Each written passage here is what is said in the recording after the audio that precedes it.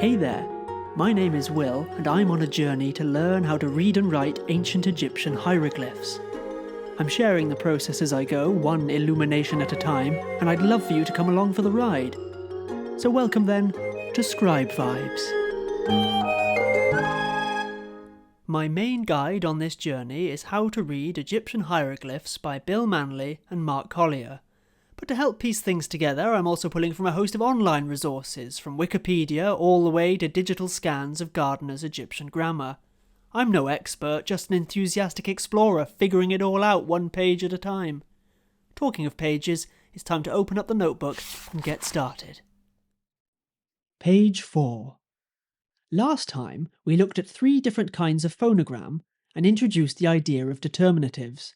Today, though, as promised, we're going to get our eyes on a whole bunch of glyphs and start to build up some recognition of ideogram nouns. Ideograms, I am sure that you will remember, are the sound-meaning glyphs, which represent whole words or concepts with a single illustration. They are words without the need for a letter-by-letter spelling, and we can spot them by looking for a single stroke by their side which distinguishes them from other glyphs. But another good way to figure out if a glyph might be an ideogram, barring dashes, is to look at its place within a sentence. Ancient Egyptian sentence order goes subject, object, verb. Perhaps you will remember our previous example. The scribe, for guidance, asks, and the subject will quite commonly be an ideogram, in this case the scribe's writing kit, accompanied here by a determinative scribe to use it. So we are best to look for ideograms at the start of a sentence. Let's explore now a few good examples of ideogram nouns across some different categories. Starting with the men, there is a whole category known as man and his occupations. Here is semsu, an elder. We used him to determine the word for old. And this is ser, an official with his staff of authority.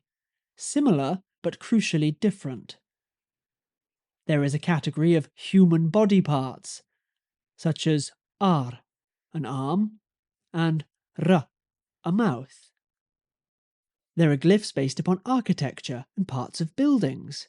This is a pillar, which might be part of a palace, which you might find in a certain district. Of course, natural phenomena are represented too. Re, the sun that we've seen before, and mu, water or a watery place.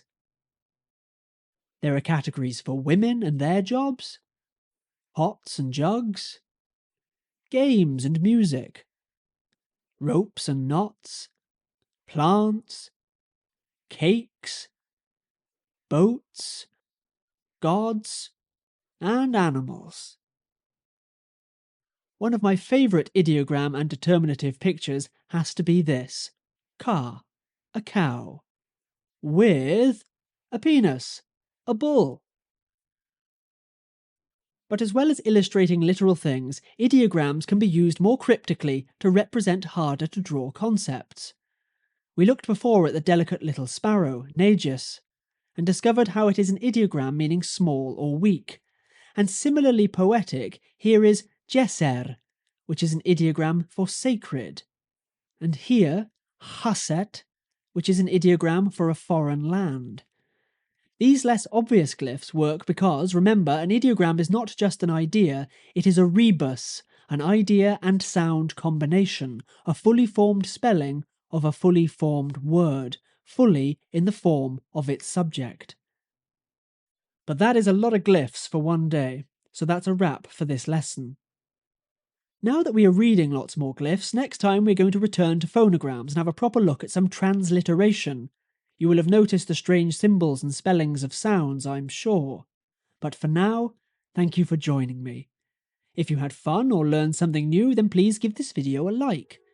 And if you want to keep following along, be sure to subscribe and turn on notifications so you don't miss the next page in our notebook. Ooh, and before you go, let's keep the pictograms going. Why not drop a relevant emoji in the comments? Engagement for the algorithm god. I'm excited to see what you come up with, and I'll see you next time.